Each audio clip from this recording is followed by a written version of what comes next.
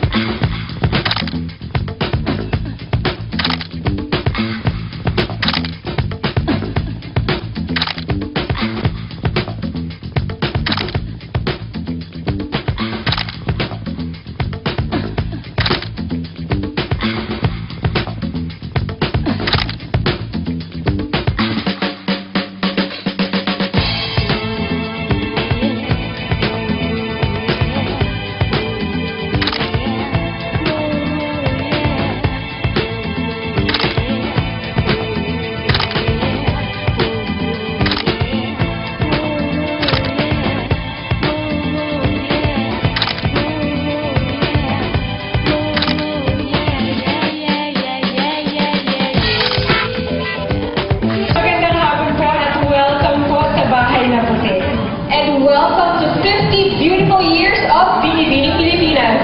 And now, ladies, or shall I say queens, please welcome Madam Stella Marquez Araneta.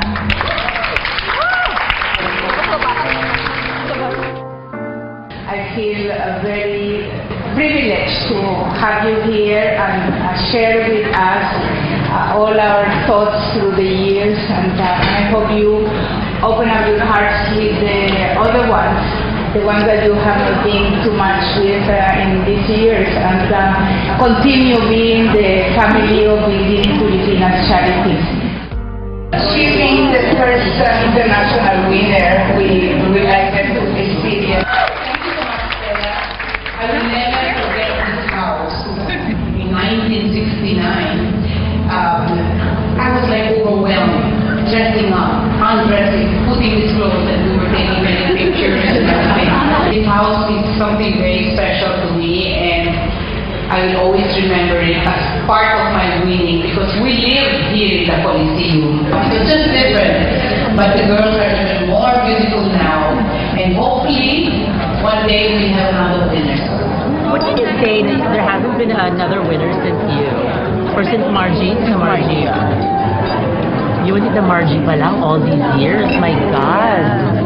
Well, alam mo yan, winning is not naman because one is more beautiful than the other. Swerte.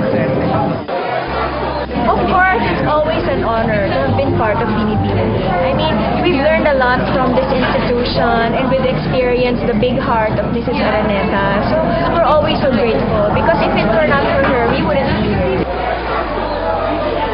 Everyone here is so privileged to be a part of Binibining Pilipinas, because this is something that you represent your country, and iba yung feeling na queen ka, diba? So, thankful ako and grateful to be here today. It brings back good memories, because as Gloria Diaz said, we used to stay here and be part of this place. And I feel good. I mean, it's a good thing I want, because I want to belong to this group. Everyone's excited. We're all looking forward to the big night. And today that we're gathered here with our fellow beauty queens, it's a reunion, so we're all having fun and catching up. It's very nice that Miss Stella thought of having this reunion after so many years. Very happy to be with these beautiful ladies. It's a reunion, the 50th anniversary, and we're really, really excited to be part of it. I have to admit I had goosebumps a while ago, because to be in the midst of very beautiful women and to be part of history, I actually feel very ecstatic today. It's such a great honor to be in the company of beautiful and very well-established women. And as they said, this is a very startle moment. When I was going inside this place, I was realizing everything when I started as Binibining Pilipinas. I've learned that it's really priceless, the experience of being Binibining Pilipinas title holder. I'm very happy to be all of them, especially having this wonderful time. I feel golden to be one of the Binibining Pilipinas title holders.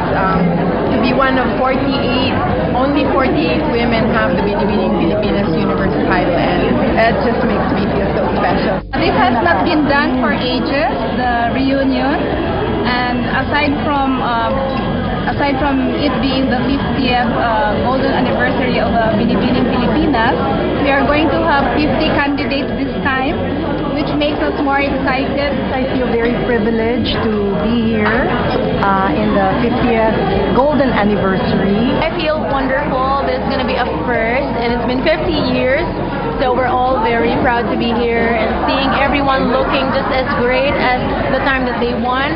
That feels great. I feel very honored and proud to be here, and of course happy at the same time to be here with all of the past and present Binibining Pilipinas queens. Congrats of Binibining Pilipinas. Here's our 2013 candidates. Please watch this. Binibining Pilipinas Go! 50 years of Filipino beauty. 50 Pinay beauties.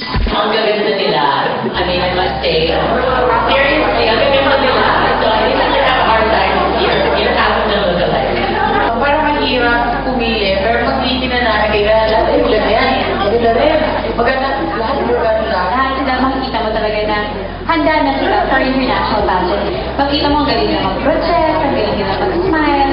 Talagang palaban yung mga girls natin this year. So this is gonna be exciting. Hopefully we produce international winners. Thank you, everyone.